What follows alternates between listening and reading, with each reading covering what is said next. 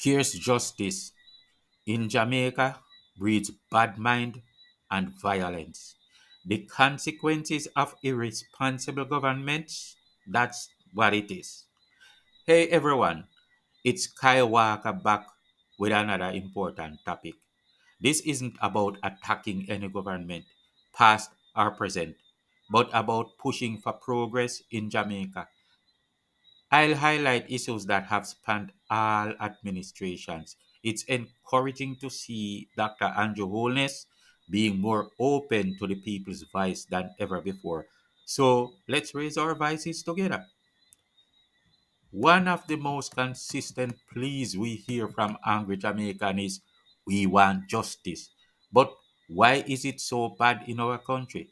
Sometimes the call for justice arises because we are being stopped from being unjust ourselves.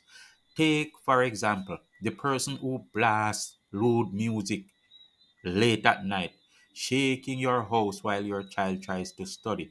When the police intervene, they claim you are wicked and demand justice. Why do we believe we are the only ones who deserve justice, no matter the reason? The government blames the people, and the people blame the government. I remember a politician once calling the people nasty for the piles of garbage.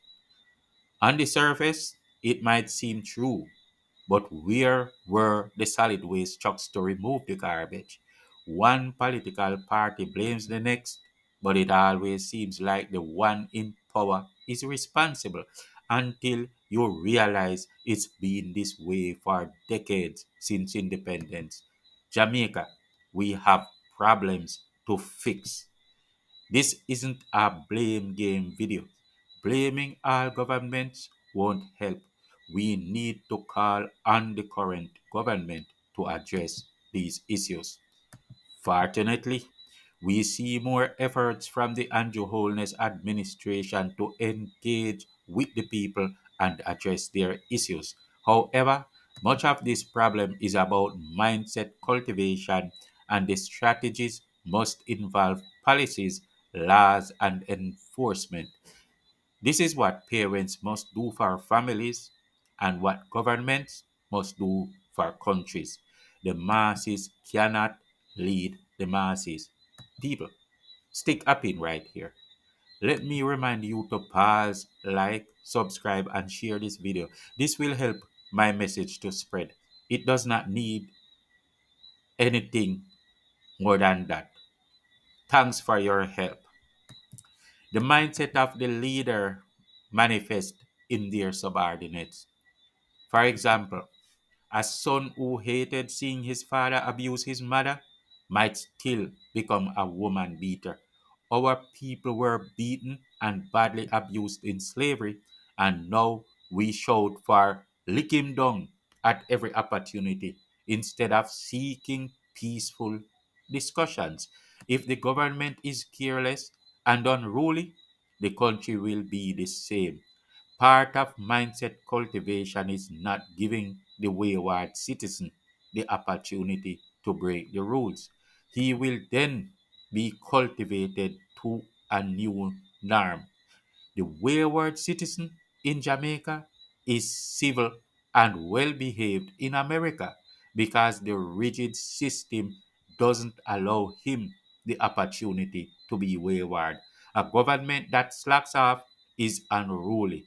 All our Jamaican governments have always been slacking off. For this reason, it's power over truth or power over justice. A man will bad drive you and then hop out of his car to beat you so you know he's the bad man and accept the wrong. Politicians can break so many rules and take unfair privileges, including land meant for poor people, that it's not funny. Presently, Mark Golding, the opposition leader, is a British citizen who walks around and points fingers, although what he is doing is unconstitutional. Abuse of power is the order of the day. The politicians have law and law enforcers on their side. The Dons do the same because they have illegal weapons to enforce by. It's not about how lawful or disciplined you are. It's about who is bad and who isn't.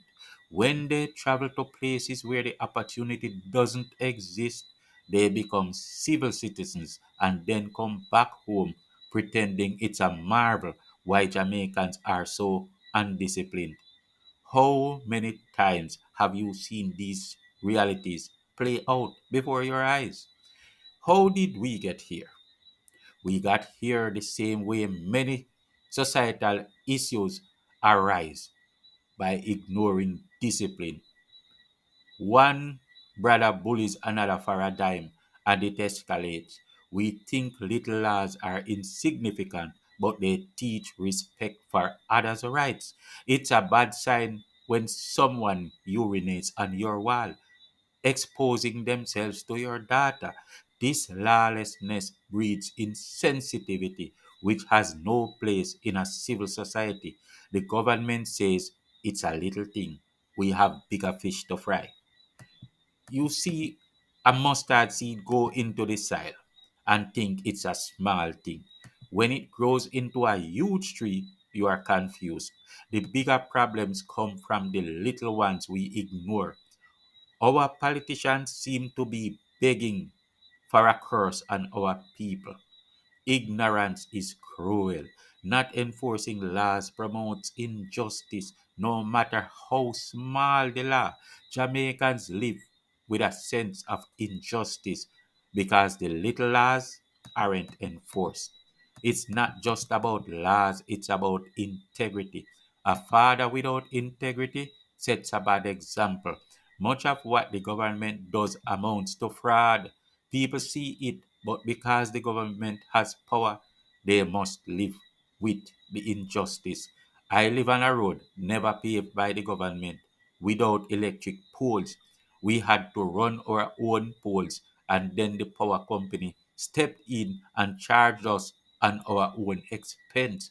What is worse is that the electric company is telling us to put the poles ourselves, and the water commission doesn't fix the main there. They don't come in to fix the pipes when they are broken. We have to be fixing them. Although it's a parish council road and it's on their diagram in the office. Is this fraud? Is it a scam? Or just simple injustice? Tell me. I know there are many cases like these, just too many to mention. The garbage truck still doesn't come. At least we are just one little lane away from the main road. A dumpster is half a mile away from us too, and the truck comes on the main at irregular intervals. So never leave your house, not even to go to work, because there is no discipline so that it can have a schedule. But they say the children are indisciplined. The mindset of leaders become the reality of the society. This is why they say, woe to the people when a slave becomes the master.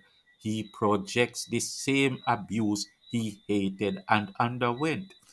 Many, many, many, many, many problems we have. So many. I don't even, man, as I said, many have it worse. Many, many, many. Living far from dumpsters and tempted to throw garbage in the gullies. So many. The government doesn't mind being wrong twice when the people are wrong once, but they are the boss, so they get to cast the blame and talk down to the masses. This must be addressed, for the example must come from the top. We need more integrity and sensitivity in government. Our government takes land tax but disowns road because of ancient developers' failures. So these people did their development, failed on doing the right thing, and so the government comes in and actually tax the people, but fail to do their diligence to the people. They charge taxes that don't benefit the people. Fraud or scam, they do the same to us. I don't know. Fraud or scam, I ask. Government neglect has become the norm. It's an adverse culture. Let's engage with our government and demand better. No. Huh? When your child with asthma suffers because a neighbor burns plastic or a loose pit bull threatens children and there's no one to call, it's a problem. The police might not answer or say it's not their job. I once saw a police vehicle drive by a little girl threatened by a pit bull. When I shouted, the dog backed away. Maybe it wasn't the police job, or maybe no one called. Maybe it's too much pressure on the police. There should be people that deal with certain issues and a number to call. There should be fines for certain indisciplines in the society. So someone should be able to take up a phone and call a number, and then people will come to deal with the situation of that menacing animal on the street. Little laws are broken, inconveniencing the community, but the police won't act until someone calls. Everyone is angry because there's always some injustice. The light bill is too high, and if the company doubles it, fine, because the government gets its share. Something is wrong. People are angry, unhappy, and ready to fight. They don't see integrity anywhere and they don't hear to have any. They want to tell you to go suck your mother because it makes them feel better. It's therapeutic. No one believes in the societal order anymore. People take justice into their own hands, paying bribes and accepting extortion. Those who survive this harsh, lawless society are seen as heroes, even with blood on their hands. Everyone hustles, and informers are hated for disrupting this system. If we enforce laws, more people would believe in the rule of law, and crime wouldn't hinder our growth as a country. Crime stems from adverse societal mindsets, not poverty. The mindset of parents shape children, just as leaders' mindsets shape the people. We need to enforce even small laws to foster respect and empathy in our society. Programs like PATH must be accurate and caring. Mismanagement creates a sense of injustice. Public officials selling disaster donations or misappropriating resources breeds a careless society. Careless leadership leads to a careless society. It's awful to see children that should be in part and suffering, not in part for various reasons because the part those civil workers are not doing a good job, and then people that do not need part are in part. These are the kinds of stuff we need to look deeply in. The current government shows some sensitivity, but we need more serious efforts.